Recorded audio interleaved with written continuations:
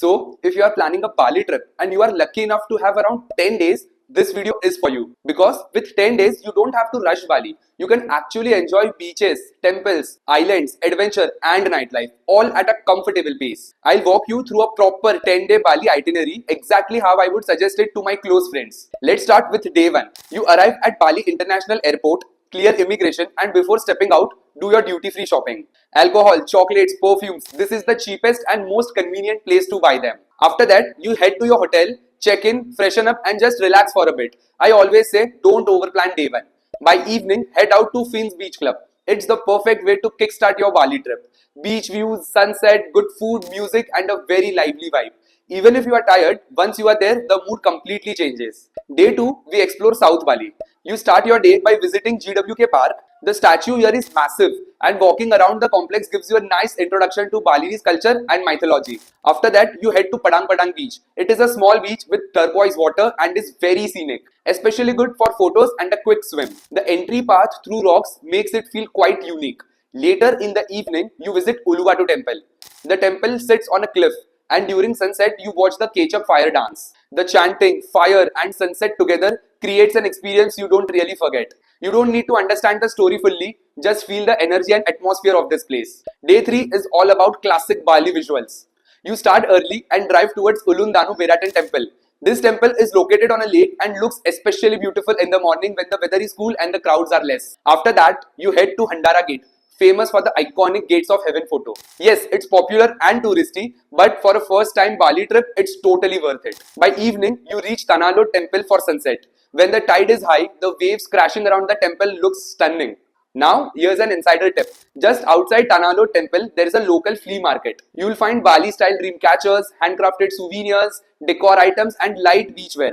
Take your time, bargain politely, and take home something that actually feels like Bali.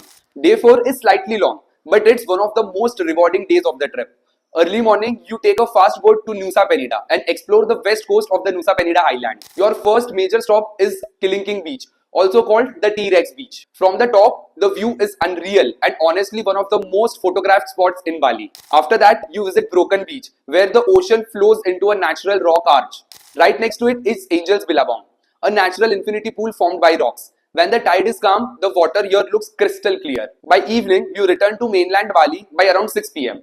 After some rest, if you still have energy, you can head out to famous party clubs or beach spots. On day 5, you catch a ferry and head to Gili Travangan.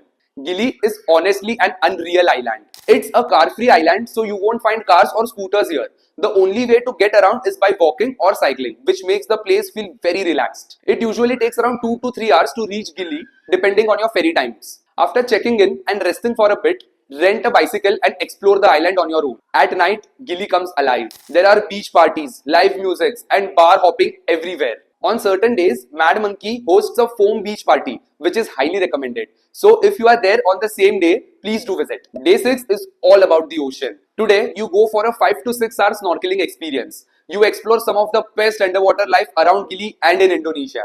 You will swim near exotic underwater statues, snorkel with turtles, visit a turtle sanctuary, and witness colorful coral reefs. Even if you are not a strong swimmer, the guides make it very safe and very enjoyable. This day is slow, peaceful, and honestly very special. On day 7, you check out from Gili and travel back to Bali, heading towards Ubud. Ubud is considered the cultural heart of Bali. It is known for rice terraces, waterfalls, temples, and a very calm vibe. After check-in and some rest, you can explore the famous Bali swing at Alas Harum in evening. Later, head to Kretia, which is a multi-level pool club located inside Alas Harum. It's a great place to relax, swim, have drinks, and enjoy views until sunset. Day 8 is an early start, but totally worth it. You start around 2 or 3 am and head towards Mount Batur. There are two ways to reach the top. You can either do a 2.5 hour trek, or you can take an open jeep for an off-roading adventure. Once you reach the top, you witness one of the most breathtaking sunrises in Bali. If you love mountains, this experience is a must. After sunrise and some light snacks, you visit the natural hot water springs. Here, you can relax and enjoy a warm dip while surrounded by the nature. By afternoon, you are back at the hotel. In the evening, head out to Ubud Art Market and nearby streets. This area is perfect for youngsters, couples, and families, where you can expect colorful streets, cafes, live music, and a great vibe. Even if you don't shop, just walking around here feels nice. Day 9 is for adventure lovers. You start with an ATV ride, often called the Temple Run style ride. You drive through jungles, muddy paths, tunnels, village trails, and even waterfalls. It's messy, thrilling, and a lot of fun. Later, you go for whitewater rafting on the Agung River. The rafting is beginner friendly and very scenic, surrounded by greenery and cliffs all around. By evening, you'll be tired but very satisfied. Day 10 is simple. You enjoy a floating breakfast, pack your bags, and head to the airport with memories that honestly feels much longer than the trip itself. We understand not everyone can take a 10 days off for a vacation. If you have 7 days, check out my previous Bali video. I have linked it here. And if you have less time, stay tuned and subscribe because I'll soon share a quick 6-day Bali plan where you can still experience the best of Bali. And if you want us to plan your Bali trip end to end, just DM us on WhatsApp. We'll help you plan it properly without rushing or wasting money.